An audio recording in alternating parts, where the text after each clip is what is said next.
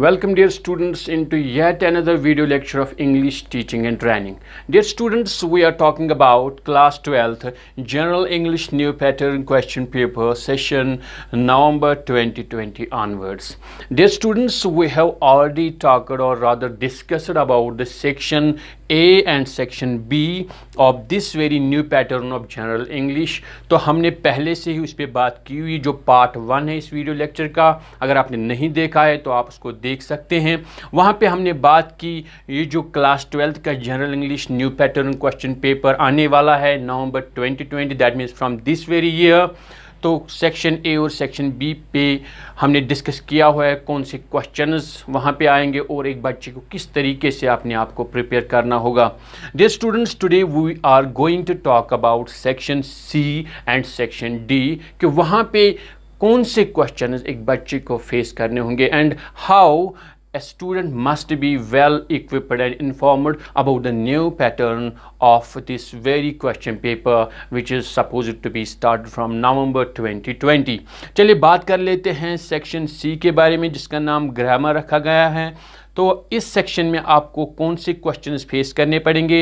Let's go with the first question. पहला वाला जो क्वेश्चन वहाँ पे आपको होगा that will be one contextualized passage with blanks for 2 articles, 2 conjunctions and 2 prepositions, only 6 item, in total 1 mark। तो जहाँ हम बात कर लेते हैं ग्रामर सेक्शन की, पहला जो क्वेश्चन होगा वहाँ पे आपको एक छोटा सा पैसेज दिया जाएगा and you have to attempt, आपको वहाँ पे फिल करने होंगे। उनमें 6, इस पैसेज में कुल 6 ब्लैंक्स होंगी, आपको फिल करना होगा उन ब्लैंक्स को with the help of 2 articles, 2 conjunctions and 2 prepositions.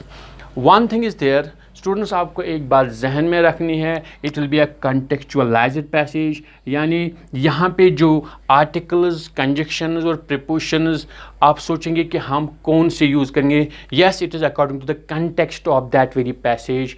बिल्कुल अगर आपने पढ़े होंगे articles, conjunctions and prepositions, when you will read this very small passage you will definitely understand what type of articles, conjunctions and prepositions you have to fill there। तो आपको बिल्कुल अगर आपने ये तीनों पढ़े होंगे आर्टिकल्स, कंजक्शंस एंड प्रीपोजिशंस, आपके लिए बहुत ही आसान हो जाएगा इनको फिल करना। But the important thing is that you must have read them. इसके बाद दूसरा क्वेश्चन जो है यहाँ पे वो आएगा one contextualized passage with blanks for 3 correct forms of verbs indicated in first form given in brackets, 3 items 1 mark. अगर दूसरे क्वेश्चन की बात करें वो भी एक छोटा सा पैसेज होगा और उसमें भी आपको ब्लैंक्स फिल करने होंगे, लेकिन किससे? वर्ब की हेल्प से, यानी वहाँ पे ब्रैकेट्स में वर्ब गया होगा, लेकिन आपको जो most suitable form of verb होगी वहाँ पे डालनी होगी, जिसको आप आम लैंग्वेज में फर्स्ट फॉर्म, सेकंड फॉर्म या थर्ड फॉर्म ऑफ वर्ब कहते हैं। तो वो वाली फॉर्म ऑफ वर्ब की वहाँ पे फिल इन द ब्लैंक, वहाँ उस ब्लैंक में डालेंगे। कुल 3 ब्लैंक्स होंगी और 1 marks, every blank will carry 1 marks। That means this question, this B part will carry 3 marks. जो पहला A था उसमें हमें कितनी ब्लैंक्स फिल करनी थी? 2 articles, 2 conjunctions, 2 prepositions, that means only 6 items 1 mark. That means ये हमें 2 आर्टिकल्स, 2 कंजक्शंस, 2 प्रीपोजिशंस, तो हर एक का 1-1 मार्क्स, यानी 2 मार्क्स आर्टिकल्स के लिए, 2 मार्क्स कंजक्शंस के लिए और 2 मार्क्स प्रीपोजिशंस के लिए। तो ये वाला पहला पार्ट जो वहाँ पे क्वेश्चन होगा ए, इसके 6 मार्क्स आपको मिलेंगे अगर आप इसको अटेम्प्ट करते हैं करेक्टली। इसके बाद दूसरा जो है वर्ब्स, अगर आप इसको भी अटेम्प्ट कर लेंगे तो वहाँ पे इसके लिए 3 मार्क्स होंगे। Next question C, one contextualized passage with blanks for 2 models, only 3 items 1 mark। इसके बाद और एक छोटा सा पैसेज होगा, वहाँ पे भी उसमें भी ब्लैंक्स होंगे, आपको वो भी फिल करने होंगे, लेकिन with the help of modals that you simply called as modal auxiliary verbs. तो मॉडल्स के हेल्प से आपको वो ब्लैंक्स फिल करने होंगे। 3 ब्लैंक्स वहाँ पे होंगे, 3 आइटम्स, 1 मार्क। हर एक ब्लैंक कंप्लीट करने पे आपको 1 मार्क्स मिलेगा, यानी इस क्वेश्चन में 3 मार्क्स होंगे। तो आपको वहाँ पे मॉडल्स डालने होंगे उन ब्लैंक्स में। Next we have the 4th question, we will go for in grammar section. The 4th one भी इसके अलग अलग क्वेश्चन होंगे। Number 1A, 1 question on conditional clause, 1 item. तो ये जो चौथा क्वेश्चन ग्रामर सेक्शन सी जो है, इसमें जो आएगा चौथा क्वेश्चन ए पार्ट जो होगा, तो उसमें आपको एक fill in the blank complete करनी होगी।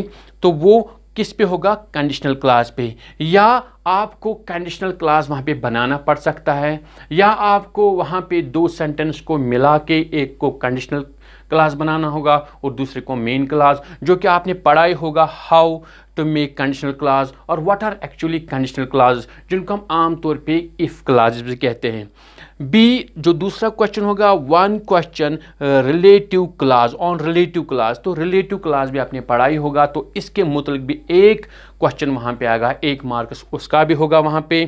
सी 1 क्वेश्चन ऑन नरेशन, 1 आइटम। तो नरेशन पे भी एक क्वेश्चन वहाँ पे आएगा, 1 मार्क्स होगा उसका। तो ये जो 4th क्वेश्चन होगा, इसके जो सब क्वेश्चंस होंगे A B C, इन तीनों के 1-1 मार्क्स, तो टोटल मार्क्स 3। तो अगर हम बात कर लेते हैं सेक्शन C की जो ग्रामर है, इसका जो टोटल जो इनमें मार्क्स होंगे, तो पहला जो है जो क्वेश्चन ग्रामर में आएगा सेक्शन C में, तो उसके हमें टोटल मिल रहे हैं यहाँ पे 12 मार्क्स। उसमें कितने हैं? 2 articles, 2 conjunctions, 2 prepositions. Then we have to go for 3 items regarding verbs, that means the appropriate form of the verb. Then we have to go for the C, that means the 3rd question in this very part, that will be regarding models. तो models के भी 3 marks हैं। तो total जो marks इस वाले के हैं, जो क्वेश्चन नंबर 3 होगा सेक्शन सी ग्रामर में, तो उसके आपको 12 मार्क्स मिलेंगे अटेम्प्ट करने पे। और जो इसका 4th क्वेश्चन होगा इसी ग्रामर सेक्शन से, तो उसके आपको 3 मार्क्स मिलेंगे। That means total weightage for grammar section, that is section C, is 12 + 3, that means 15। So if you will attempt this very part, section C, completely, you will get 15 marks. Dear students, we will talk about the section D of new pattern of question paper in next video. Till then, have a nice time. Take care. Goodbye.